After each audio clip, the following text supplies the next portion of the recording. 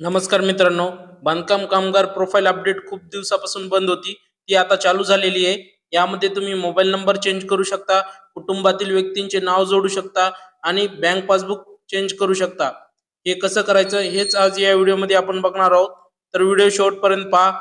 चॅनलवर नवीन असाल तर चॅनलला सबस्क्राईब करायला विसरू नका. तर चला व्हिडिओ सुरू करूया. या वेबसाईटची लिंक मी डिस्क्रिप्शनमध्ये देणारच आहे. होम पेजवर आल्यानंतर या ठिकाणी थोडं स्क्रोल करायचं आहे. त्यानंतर update your construction worker registration या ऑप्शनवर आपल्याला क्लिक करायचं आहे.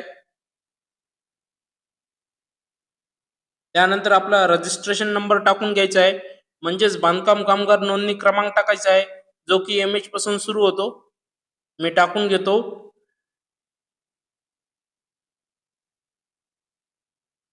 त्यानंतर आधार नंबर टाकून घ्यायचा आहे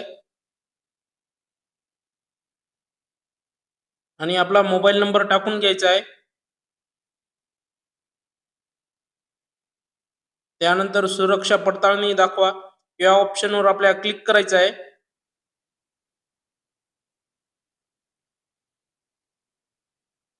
त्यानंतर आपला कॅप्चर कोड टाकून घ्यायचा आहे आणि सेंड OTP या ऑप्शनवर आपल्याला क्लिक करायचं आहे. OTP थोडा लेट येत आहे, परत परत रिसेंड करा.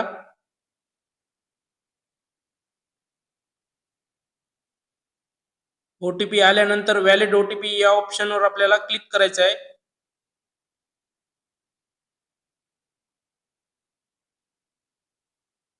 या ठिकाणी आपली प्रोफाईल ओपन झालेली आहे. प्रोफाईल मध्ये तुम्ही पाहू शकता first name, middle name, last name हे चेंज होणार नाहीये.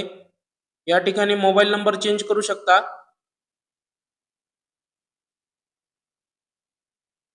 मी माझा मोबाईल नंबर टाकून घेतो. त्यानंतर बँक डिटेल, मी यापूर्वी बँक डिटेल दिली होती म्हणून माझी ऑटोमॅटिकली बँक डिटेल आलेली आहे. जर तुम्ही नवीन असाल तर या ठिकाणी आपल्याला बँक पासबुक द्यायचं आहे, कंपल्सरीच आहे.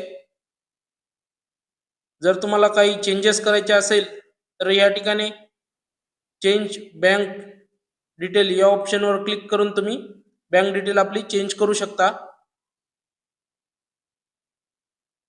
बँक डिटेल चेंज करताना सर्वप्रथम आपल्याला IFSC कोड टाकून घ्यायचा आहे. IFSC कोड टाकल्यानंतर बँकेचे नाव, बँकेची शाखा आणि बँकेचा पत्ता ऑटोमॅटिकली येऊन जाईल. MICR कोड ऑप्शनल आहे, नाही टाकला तरी चालेल. त्यानंतर अकाउंट नंबर टाकून घ्यायचा आहे.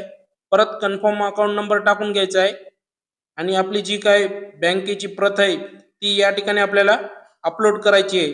2 MB पेक्षा कमी असली पाहिजे. तुम्ही JPG PDF दोन्ही स्वरूपात तुम्ही अपलोड करू शकता. या ठिकाणी ओरिजिनल पासबुक स्कॅन करूनच अपलोड करा, झेरॉक्स वगैरे अपलोड करू नका. त्यानंतर कुटुंब तपशील, आपल्या लेबर कार्डमध्ये जेवढे काय आपले कुटुंबातील सदस्य ऍड आहेत त्यांची माहिती या ठिकाणी शो होईल. आपल्या नवीन नाव जोडण्यासाठी ऍड फॅमिली मेंबर या ऑप्शनवर आपल्याला क्लिक करायचं आहे.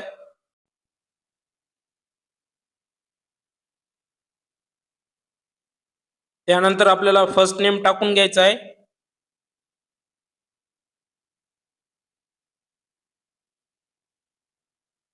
त्यानंतर सरनेम,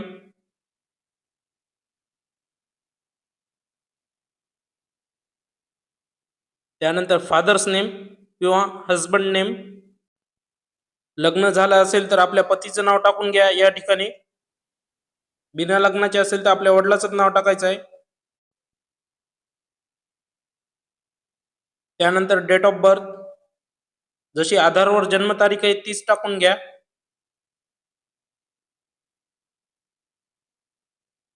एज ऑटोमॅटिकली शो होईल. त्यानंतर रिलेशन, पत्नी आहे, पती आहे, मुलगा आहे, मुलगी आहे, जे काय असेल ते सिलेक्ट करा.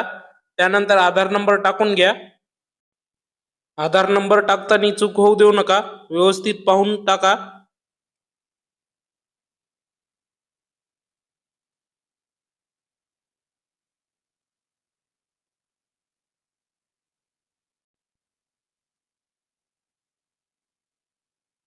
त्यानंतर एज्युकेशन, जे काही शिक्षण झाले असेल ते टाकून घ्यायचं आहे. मी टाकून घेतो.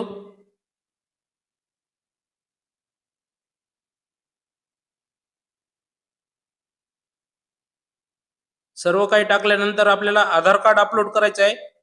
आधार कार्डच्या दोन्ही साईड आपल्याला जेपीजी किंवा पीडीएफ मध्ये मर्ज करून घ्यायचे आहेत आणि अपलोड करायचं आहे.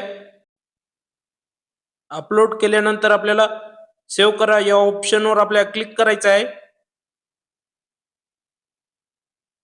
त्यानंतर कॅप्चर कोड टाकून घ्यायचा आहे.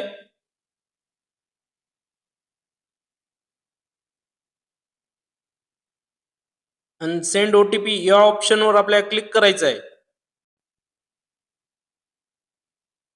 आपल्या मोबाईल नंबरवर एक ओटीपी गेला असेल, तो ओटीपी ह्या ठिकाणी आपल्याला टाकून घ्यायचा आहे आणि व्हेरीफाय ओटीपी या ऑप्शनवर आपल्याला क्लिक करायचं आहे. आपला ओटीपी व्हेरीफाय झालेला आहे. त्यानंतर कन्फर्म अँड सेव्ह या ऑप्शनवर आपल्याला क्लिक करायचं आहे. आपली प्रोफाईल सक्सेसफुली अपडेट झालेली आहे. आपल्या कुटुंबातील नाव, बँक पासबुक असो किंवा मोबाईल नंबर असो 2 ते 3 दिवसात अपडेट होऊन जाईल. तर धन्यवाद मित्रांनो. व्हिडिओ आवडला असेल तर नक्की सबस्क्राईब करा. जय हिंद, जय महाराष्ट्र.